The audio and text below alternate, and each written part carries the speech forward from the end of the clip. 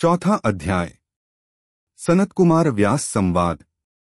सूत जी कहते हैं, हे मुनियो, इस साधन का माहात्म्य बताते समय मैं एक प्राचीन वृत्तांत का वर्णन करूंगा, जिसे आप ध्यानपूर्वक सुने।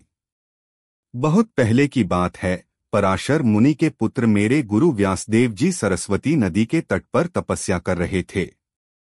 एक दिन सूर्य के समान तेजस्वी विमान से यात्रा करते हुए भगवान सनत कुमार वहां जा पहुंचे। मेरे गुरु ध्यान में मग्न थे। जागने पर अपने सामने सनत कुमार जी को देखकर वे बड़ी तेजी से उठे और उनके चरणों का स्पर्श कर उन्हें अर्घ्य देकर योग्य आसन पर विराजमान किया।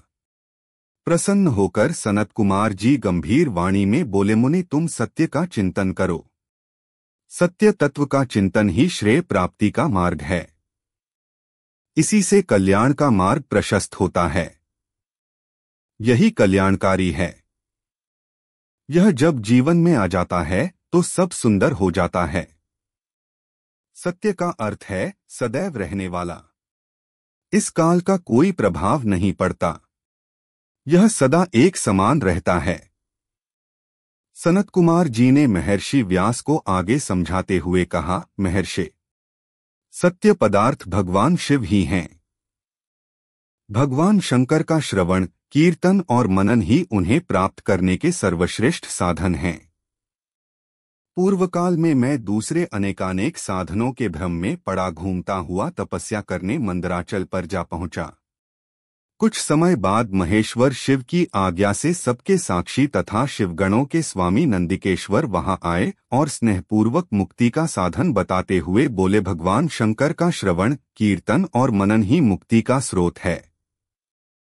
यह बात मुझे स्वयं देवाधिदेव भगवान शिव ने बताई है।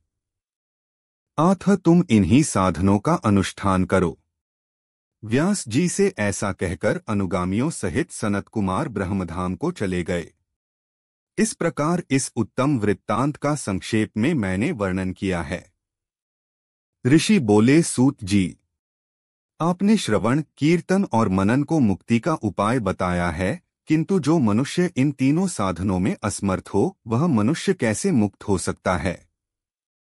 किस कर्म के द्वारा बिना यत्न के ही मोक्ष मिल सकता है?